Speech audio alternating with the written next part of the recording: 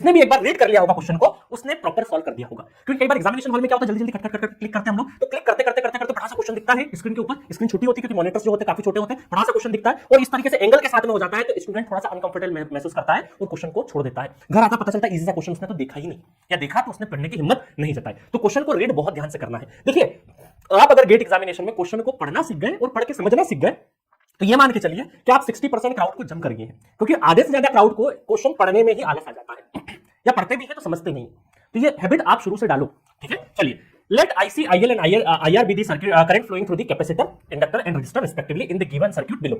The AC admittances are given in Siemens. आपको जो ये दे रखे हैं डायरेक्टली एडमिटेंसेस गिवन है Siemens में, ठीक है।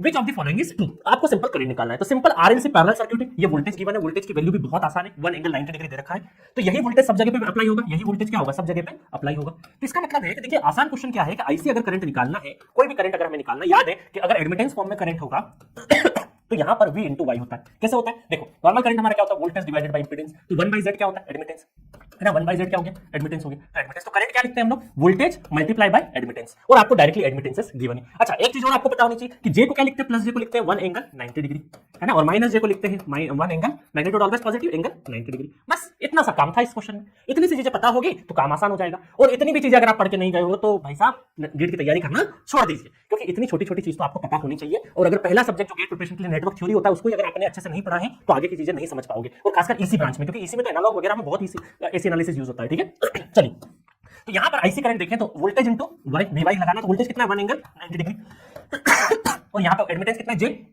तो मैग्नीट्यूड इसका 0.25 और J प्लस J का मतलब है 90 डिग्री। तो देखो यहां पर मल्टीप्लाई, दोनों मैग्नीट्यूड मल्टीप्लाई हो जाएंगे, 0.25 इंटू 1 0.25, और एंगल क्या होते हैं, एंगल का एडिशन हो जाता है, तो plus plus 90 plus 90 180 degree, 180 degree, तो आईसी हो गया 0.25 एंगल 180 डिग्री। एक ही ऑप्शन अवेलेबल आईसी का, बाकी कैलकुलेशन करने की जरूरत नहीं है, ए इज द करेक्ट आंसर, और आगे बढ़ जाइए। बाकी को कैलकुलेट एग्जाम में करने की जरूरत नहीं है, ठीक है, क्योंकि सारे के सारे ऑप्शंस देखो आप यूनिक ऑप्शंस दे रखे हैं, मतलब एग्जामिनर चाहता था यार ये क्वेश्चंस तो आप करके ही जाओ। ये तो उन बच्चों के लिए है जिन्होंने कभी कभी कोई भी ध्यान से नहीं पढ़ा, जब सेमेस्टर में थोड़ा सा एसी था तभी पढ़ लिया, वो स्टूडेंट भी इस क्वेश्चन को कर ले जाए, इस तरीके से ऑप्शन सेट करें, नहीं तो फंसाना होता तो 2 ऑप्शन ऐसे रखता।